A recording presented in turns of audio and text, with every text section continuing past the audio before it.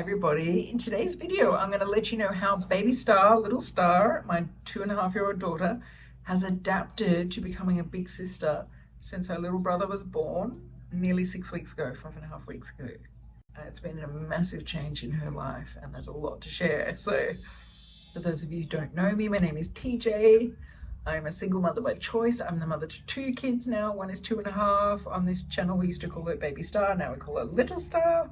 This little man is currently nearly 6 weeks old. He'll be 6 weeks in 3 days.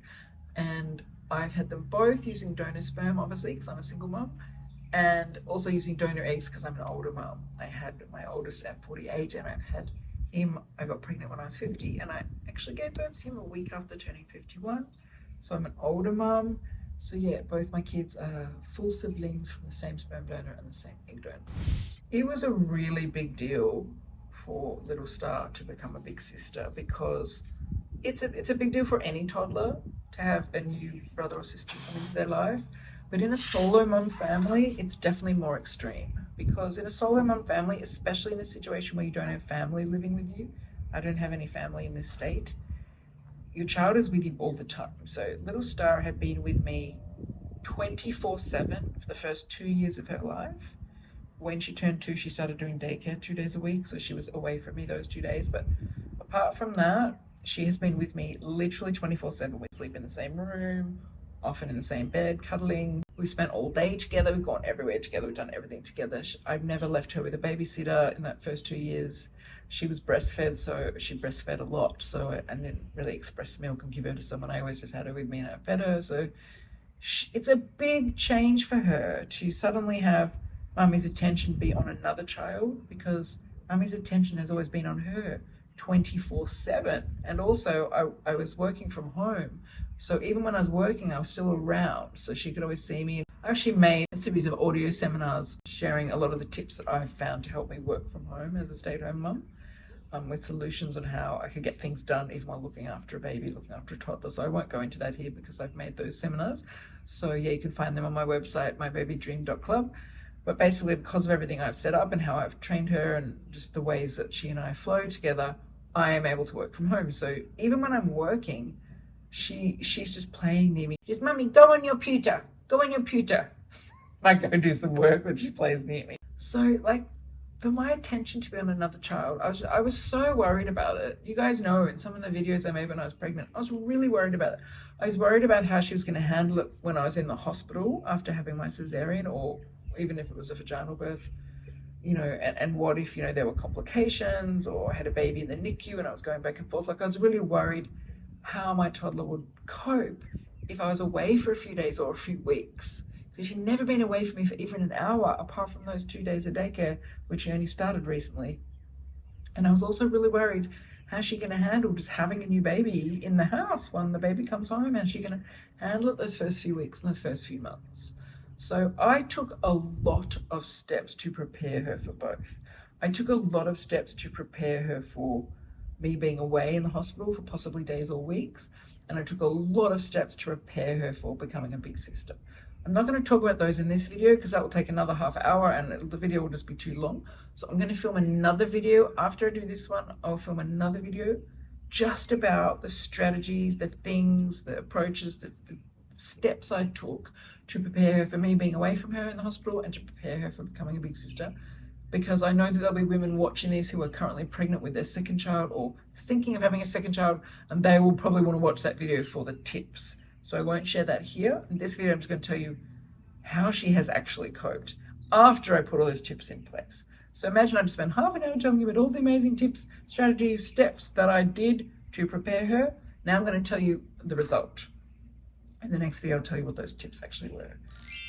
So firstly, how did she cope when I went to the hospital? Unbelievably well, beyond my wildest dreams. But I'm telling you, if it had happened 2 weeks earlier, if the baby had come 2 weeks earlier, it would not have been like that, because all the strategies and tips and tricks and steps that I did started to pay off about 2 weeks before the birth. Literally, that was when she started to be a bit comfortable going with other people. She started to be okay to go in the car with someone who wasn't me. She started to be okay with being taken to daycare by someone who wasn't me. She started to be okay with going to the park with someone who wasn't me. she started to be okay with, other people changing her nappy. Like I had all this, I implemented all these steps, introducing her to different people in my postpartum plan, my dad, the woman living here, things like that. I'll tell you all about that in the next video. But basically, it all paid off, and it all kicked in like literally 2 weeks before the birth. And I started to think, okay, she might be okay. She might be okay. Whereas before that, I was really, really worried about it. I thought she's going to cry the whole time I'm away. Because previously, she would just cry if I wasn't there. Like I remember a few months ago, I tried to go out one night, left her with a close friend. I was only 3 minutes away around the corner, and she apparently cried the whole time I was away. I came home 2 hours later, and she was really upset still. So, when I first took her to daycare, which was in February, when she was 2 years and 2 months old, it was really, really difficult for her the first couple of months. Like every single time I dropped her off, she would cry and cry and cry. It slowly got better, but it was really, really hard for her. Now she's at the point where, this woman who's living here just takes her to daycare. She took her this morning. She goes, "Bye, Mummy," and runs out. "See you later. Bye." She's completely fine. It's a completely different child. But the process of getting from there to there is all the stuff I'll talk about in the next video. But I just want to tell you now what happened when I did go to the hospital, because I had done all that stuff, gotten her used to being with other people, gotten her used to being in the car with other people, gotten used to other people feeding her and used to other people reading to her and used to all that. She was fine and really, really fun. In fact, she had a fantastic time. At that point, the people who were here when I actually went into labor, it would have depended when the baby came, who would have been here, because I had different people, different times. But at the point where I gave birth to him, my dad was here, my elderly dad, who's 80, visiting from where I grew up, and which is 2 hours away from here where I live. And the woman who lives in this house, her name is Dale. She's someone who I basically have hired. She lives here for free, doesn't pay rent, in return for helping me out 1 hour a day doing housework and taking baby Star, little Star, to daycare twice a week and to one baby activity. So it's a very fair deal. She gets all her time to herself, but I get that just crucial bit of help that I need in return for her not paying rent. So I don't really have the funds to be able to pay her for that time. And she would prefer not to pay rent. So it's win-win. We're both very happy with it. And she's been a nanny, so she's fantastic with baby Star. So my dad and her worked as an amazing team together. Obviously, she loves my dad. She's known him for years.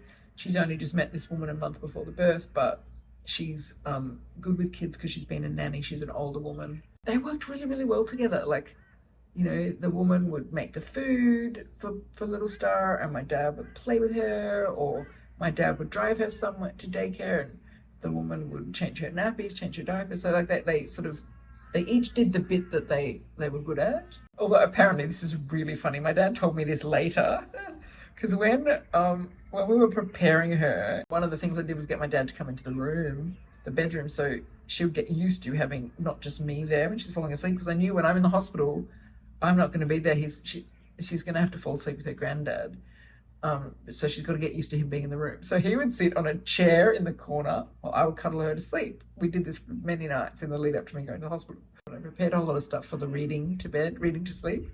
I thought he was going to get into bed, read her all the stuff I prepared, they would cuddle, and she'd fall asleep.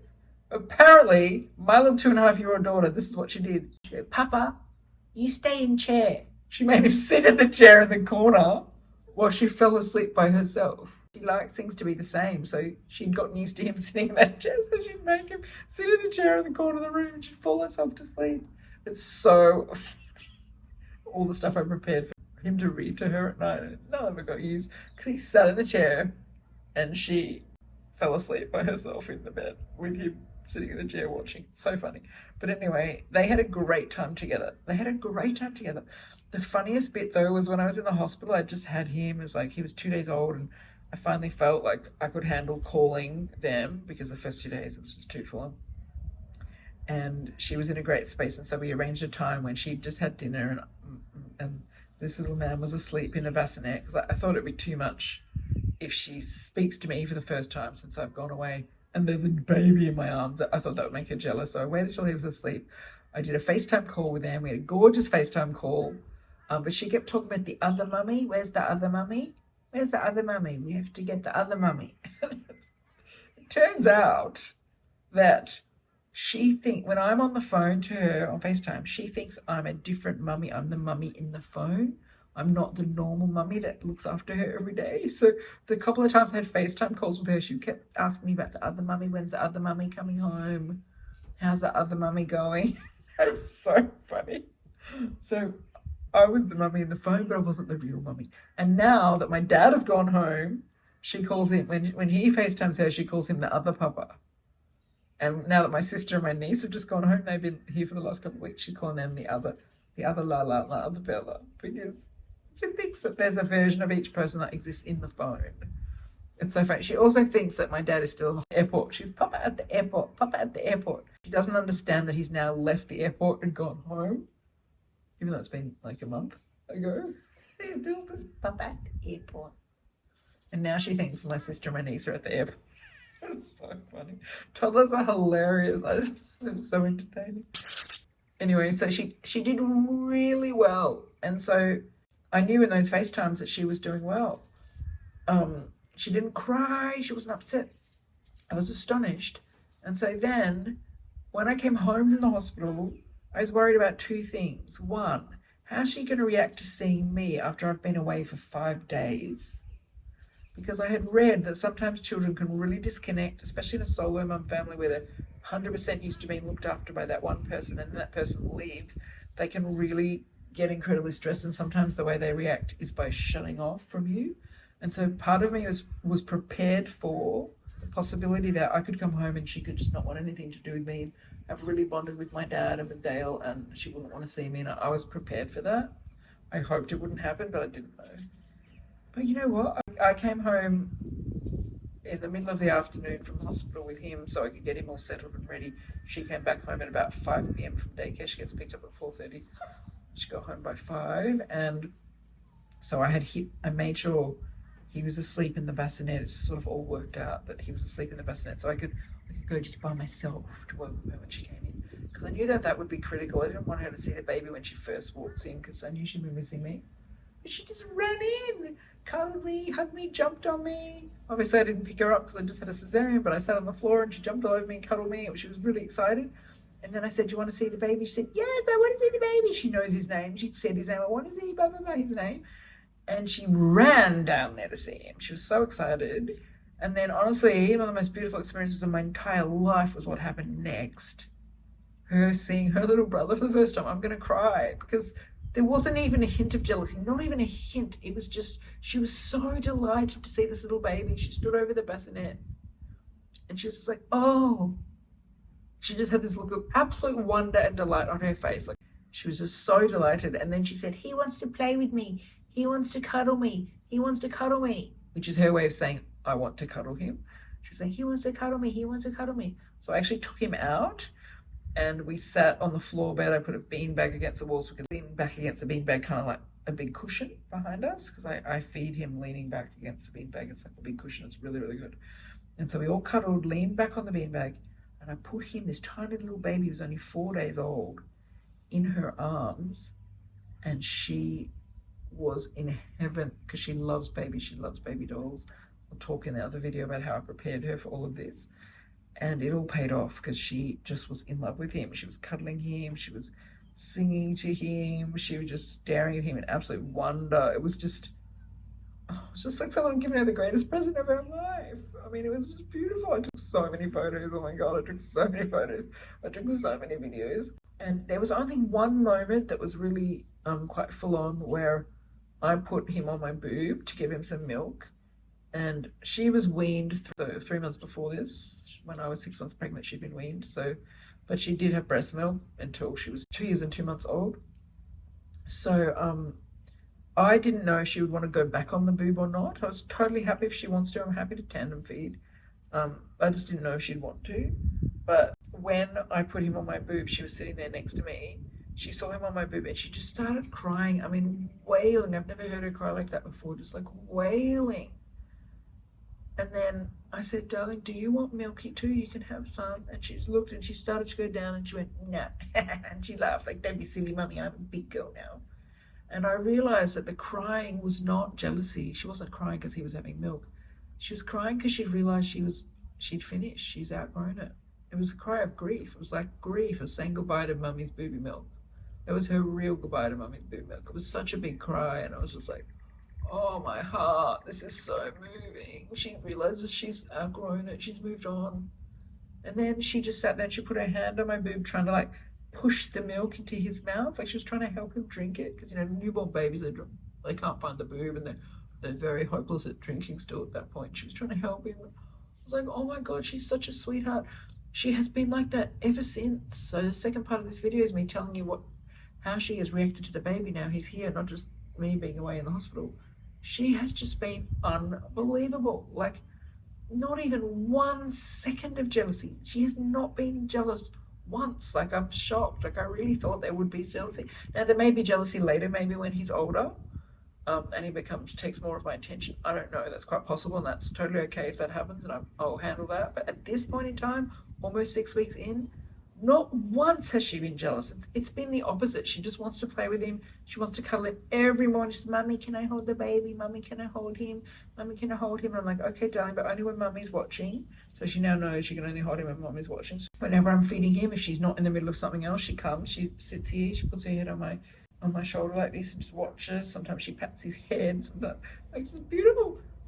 As I said in my last video about my postpartum recovery, I have these long nights, and sometimes she wakes up when I'm feeding him. It's like 3 in the morning, and she can't get back to sleep until I cuddle her. Instead of crying, Mummy, Mummy, come and cuddle me, leave the baby, come and cuddle me, she knows I have to look after the baby. She understands that. She doesn't begrudge me that. She doesn't get annoyed that I'm doing it. Sometimes I have to feed him for an hour, feed him, burp him, feed him, change his nappy, feed him, settle him down, put him back in the bassinet. The whole thing takes an hour, and she's waiting to go back to sleep, but she doesn't get upset. She doesn't get jealous. She just waits. She just waits and waits. She's the most patient child. She will just wait for an hour. And what she does is she just sits there. She leans on my chest. She always has to have her hand touching my middle of my chest, my sternum, and she just waits. And she gets sleepier and sleepier and sleepier. It's like 3 in the morning. She gets sleepier. Sometimes she'll fall asleep, and I'll just slide her down back onto the bed because I'm feeding on the floor bed, leaning against a beanbag against the wall. I slide her down. Now she's lying down asleep, and I'm like, good, she's back to sleep. Sometimes she doesn't quite fully fall asleep, so she's just sitting there for like an hour, and I finally get him back asleep in his bassinet, and then I lie down and cuddle her, and she goes back to sleep. But even in the middle of the night like that, she's not jealous. And in fact, the non-jealousy has really surprised me. I really, really thought she would be, and I know it's completely normal for her to be. Most of my friends who've had second babies, their older one has been jealous at some point, so I know it could still come in the future. But at this point, like, there was one night when my sister was here where I thought, you know what, I'm going to give the baby to my sister. He's asleep. It was baby Star's bedtime, little Star's bedtime. And I asked my sister, could she cuddle him like this to sleep? And I would go and take little Star to our bedroom and cuddle her to sleep in our bed. And she would just have me all to herself for the first time since the baby's been born. This is when he was about a month old. You can have Mummy all to yourself. We'll cuddle, we'll go to sleep, we'll read books, we'll sing songs, we'll do bedtime stories.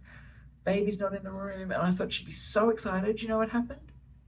She started crying, wailing, almost had a tantrum, screamed that she wanted the baby back. She wanted her brother back. She wanted to say his name. I want him back. I want him back. I want him in the room. I want him in the room. I was shocked. So I thought I was doing something special for her by giving her time with just me. No. She does not want that. She wants to be with the baby. She loves this boy. And, a friend of mine had said to me when I was pregnant, because I was really worried about her being jealous, because she never really engaged with my tummy when I was pregnant. Like, she loved reading books about babies and becoming a big sister, but she never talked to my tummy or patted my tummy or talked about him or called him by his name. She didn't kiss my tummy, like a lot of the things that kids do when there's a new baby coming. She didn't do any of that. So I started thinking, gee, she might really be jealous of this kid when he comes along. And my best friend said to me, no, I don't think that's what it is. I think she's so connected to his spirit. The two of them are so connected that she thinks it's a bit weird that you're just limiting it to your tummy. She can feel him everywhere. And I think my friend was right. I think these two, it makes me want to cry, but I think these two came in as a package deal. They knew that their spirits knew they were coming in together to share this life together. They come in through the same donor egg, same donor sperm. They were created at the same time in that lab at the World Egg Bank in Arizona. At the same moment they were created, they were frozen as embryos at the same moment. technically they're fraternal twins because they were created at the same time from the same batch of sperm, two different eggs. They're not identical twins because it's two different eggs. One of them got put in me, the other one had to wait 2.5 years to get put in me. So they're fraternal twins who are 2.5 years apart, but they are still fraternal twins. And I think it's true. I think they really came in together because those of you who've been following my journey know I only planned to have one child. I was only planning one child. I only wanted one child, but I could feel the second child trying to come in. I knew there was a boy wanting to come in, and I had to get myself out of the way. And I've made another video, which I'll point to. I'll put up here somewhere another video about how I made that decision. It was a big decision. It took me 8 months to get myself out of the way to allow this child to come in. But I realize now they've always known each other. They've known each other before they were born. They've known each other in some spiritual sense as spirits or in previous lives. I don't know what it is, but she's known him from the second she saw him. She's like, oh, there he is. There he is. I've been waiting for him. He's here. And it honestly makes me cry because it's just, she's just, for her, it has been as if he was always here. It's not that way for me. I'm getting used to looking after a second baby. What's his personality like? How is he different from her? How is he similar to her? How do I manage 2 kids? Like, it's a big change for me having another baby. It's a massive, monumental, life-changing thing. But for her, this 2.5-year-old girl, nothing has changed. She still cuddles her mummy to sleep. She still plays all day with mummy. She's got lots of friends in her life. She's happy. She's now got this extra thing that she loves, who's always been there, I think, in her awareness and as a spirit. Now he's just here in the flesh. It's like, that's what she's like. Like, if you look at her, you think she hasn't gone through a change. There's no change here for her. And that's the only way I can explain it. Like, for me, it's been a big change. I'm having to process it, work through it. I don't think she senses that there's been any change. I mean, the big change was the starting daycare and all that stuff, which I'll talk about in the next video about how I got her ready for me going to hospital. But the baby part, the baby coming into her life, I don't think she's experiencing it as a change. I think she's experiencing it as, oh, mummy, he's always been here. Now he's just here in person. I really think that might sound wacky, but that's how it seems. That's how it feels. You know, when I watch her, she's just really happy. So, I did do a lot of things to prepare her for becoming a big sister, and I will tell you those in the next video. And I've also done lots of strategies around the house to make it easier for her so there's no big impact on her from this baby being here.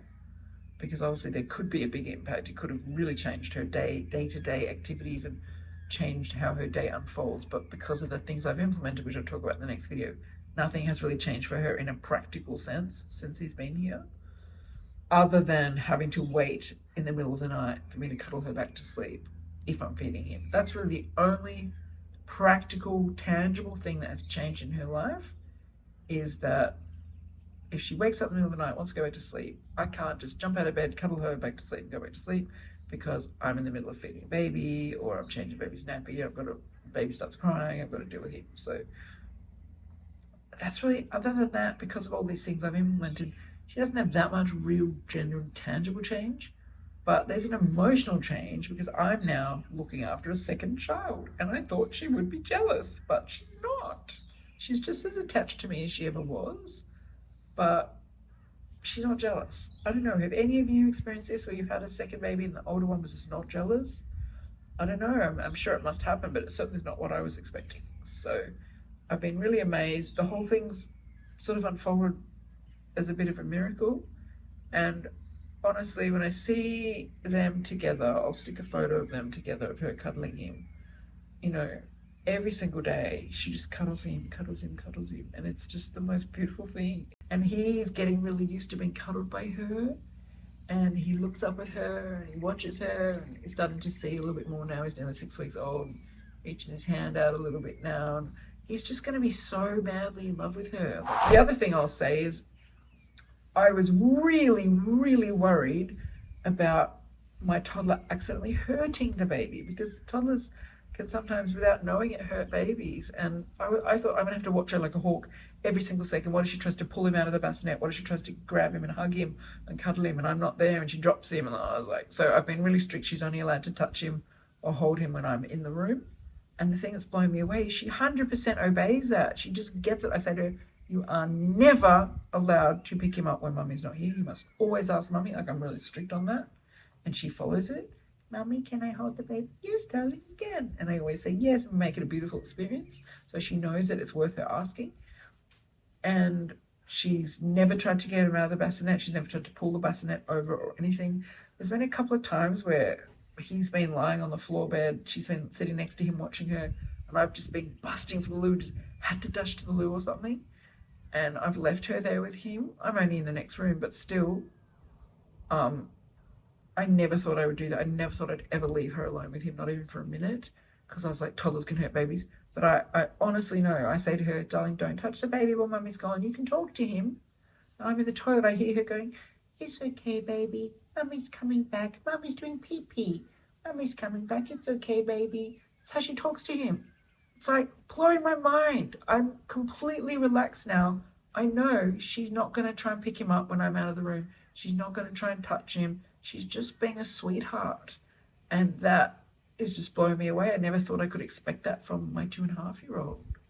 I really never thought that. But she's just really strictly obeying me with everything to do with the baby. And the other thing that's beautiful that I should share is one of the other things that she started doing, which is so beautiful, is she looks after her own baby doll sometimes when I'm looking after him. So there's been some nights where, like, let's say it's 8 p.m. and I'm trying to get her calmed down and wind her down so we can start to get ready for bed. But I have to feed him. He's suddenly hungry. So I'll sit on the edge of the floor bed and she'll sit next to me and she'll have she's got a little baby doll and I have him and he's on my boob and her doll's on her boob. And we practice lifting up our t-shirt, putting our baby, go, is he on your boob? Yes, mummy, he's on my boob. Then she feeds him and then, I burp him, she burps her baby, and then I put my baby on the other boob, she puts her baby on the other boob, she lifts up the other side of her t-shirt, she puts the baby on the other boob, she feeds him. And then when she's in this mode of taking care of baby, which doesn't happen very often, it's maybe twice a week, but it's so cute. Then she continues, and then I go, okay, I'm going to change his nappy. Do you want to change your baby's nappy? And she goes, yes. So she sits next to me on the bed, and I change his nappy, and she changes the doll's nappy, and then let's swaddle our babies. I swaddle my baby. I help her swaddle her baby. Then I put this baby in the bassinet. She's got a little doll-sized bassinet. She puts her baby in the bassinet. I say, no, we don't put blankets on babies. She goes, no, mummy, no blankets on babies. That's what a blanket is. Oh my God, it's the cutest thing. It's so cute. Oh, it's so cute. Now, I'm not going to pretend she does that all the time. She doesn't. It's not like her typical thing. But when she does it, it's so cute. Oh my God. But the thing she does do all the time is talk to him. Anytime he's crying, if she's in the room and he's crying, she goes, it's okay, baby. And the thing that's interesting that she says to him the most is she goes, it's okay, baby. Mummy's coming back. Mummy's coming back from the hospital, which is how she says hospital. Mummy's coming back from hospital. Mummy's coming back from hospital. It's okay, baby. Mummy's coming back from hospital. Because obviously, probably the biggest stress she's ever experienced in her life is when I went to hospital for 5 days. And probably my dad said to her when he was here, when I was in the hospital, Mummy's coming back soon. Don't worry. Mummy's coming back from the hospital. So she says it to him. Anytime he's upset, it's okay, baby. Don't worry, baby. Mummy's coming back. I wasn't expecting it. I'm really, really blown away by it. I'm really grateful. And it's a beautiful experience for him because I sometimes feel guilty that he's not getting my full attention the way Baby Star got it, because obviously I'm having to look after it too. And there's times where he's crying and I'm in the middle of changing Baby Star's nappy, or I'm in the middle of getting her dinner, or, she's having a meltdown and he's crying, and like, which one of them do I comfort? And when I only had one, it was just obvious I'd just comfort the one. But now sometimes he's lying there crying for 30 seconds or 2 minutes while I'm attending to her. Baby Star never had that, but the thing he is getting that she didn't have is he's got a second person who loves him all day, every day, and a second person who's comforting him, and a second person who's cheering him up. And Baby Star did not have that. She only had me. So I think the combination of me and Baby Star together is the equivalent of when I was by myself raising her and she got all that love. He's getting the combination of her and me. So that makes me feel better about it. And I can just tell they're going to be so close because she's so loving on him all day. She just loves him so much. And he's already starting to look at her with so much adoration. So when he's awake, which clearly he's not now, he's been asleep in this whole video and he was asleep through the whole last video. I'm going to film one more video now. I'll tell you actually how this happened, like what steps I took to get Baby Star ready for me going to the hospital for 5 days, but also that got her ready for becoming a big sister. I'm not going to credit this miracle to my steps completely, because I think some of it is just her personality and her innate spiritual connection to this being. But I do think some of it is because of the steps I took. Like, I think that helped. If I hadn't taken all the steps I took, maybe she would have been a little bit jealous, or maybe she wouldn't have coped as well when I went to the hospital. But I definitely did a lot of things to prepare her for both, for becoming a big sister and for me being away. I'm going to share those with you in the next video, because obviously she has coped incredibly well, so they probably did help. And in case any of you are pregnant now and about to have a second one, or you're thinking of having a second baby and you want tips, I will tell you the things that I did, and we know that she's coped incredibly well, so we can assume that they worked. So I'll do that now, film that video now, and when that video is done, I will stick it here. Until then, you'll probably see a different video. And until my next video, I'm sending you so much love, so much baby dust. Big hugs from me and this little man. Bye.